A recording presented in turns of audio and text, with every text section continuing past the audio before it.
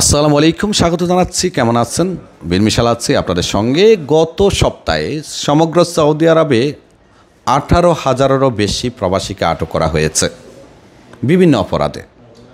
কাউকে শ্রম আইন লঙ্ঘনের অপরাধে আটক করা হয়েছে, কাউকে ইকামা না থাকার কারণে আটক করা হয়েছে, কাউকে বর্ডার আইন অমান্য করার অপরাধে আটক করা হয়েছে। সর্বসাকুল্যে 18,000।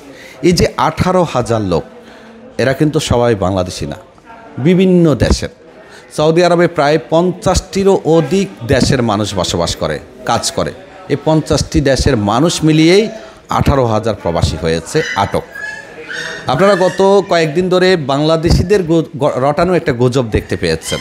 এটা নিয়ে অনেকে আমাদেরকে রিকোয়েস্টও করেছেন যাতে আমরা ভিডিও করি। সাম্প্রতিক একটা বিষয় নিয়ে কিছু বাংলাদেশি ফেসবুক এবং অন্যান্য মাধ্যমে গুজব ছড়াচ্ছে যে বাংলাদেশিদেরকে আটক করে পাঠিয়ে দিচ্ছে। আসলে বিষয়টি সম্পূর্ণ গুজব। সব দেশের মানুষই আটক হচ্ছে আকামা না থাকার কারণে বা অন্য সমস্যার কারণে। নর্মালি কোনো দেশকে টার্গেট করে আটক করা হচ্ছে না, তাই গুজব ছড়াবেন না, অনুরোধ থাকবে। আরও একটা গুজবের কথা বলি। গতকাল হঠাৎ করে ফেসবুক এবং টিকটকে আমার একটা ভিডিও ভাইরাল, আমাকে নিয়ে। এক ছেলে আমাকে নিয়ে পোস্ট করতেছে, আমাকে নাকি আটক করেছে, 1 বছরের জেল দিয়েছে। এই যে দেখুন, আমি এই মুহূর্তে আপনাদের সাথে বসে ভিডিও করতেছি।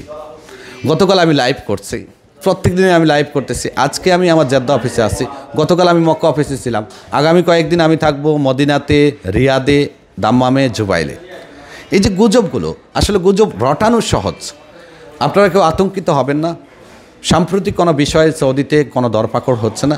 নর্মালি যে নিয়মে সৌদি প্রশাসন লোক আটক করে ইকামা না থাকার কারণে, বর্ডার দিয়ে আসার কারণে, বাইরে কাজ করার অপরাধে, সেই নিয়মে আটক করতেছে। এবং 18-20 হাজার প্রত্যেক সপ্তাহে আটক হয়, প্রত্যেক সপ্তাহে।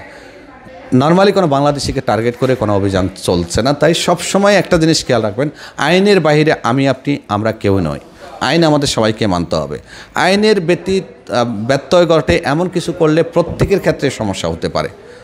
তো আইন মানার চেষ্টা করবেন। অবশ্যই আপনি ভালো থাকবেন, সুস্থ থাকবেন। আল্লাহ হাফেজ।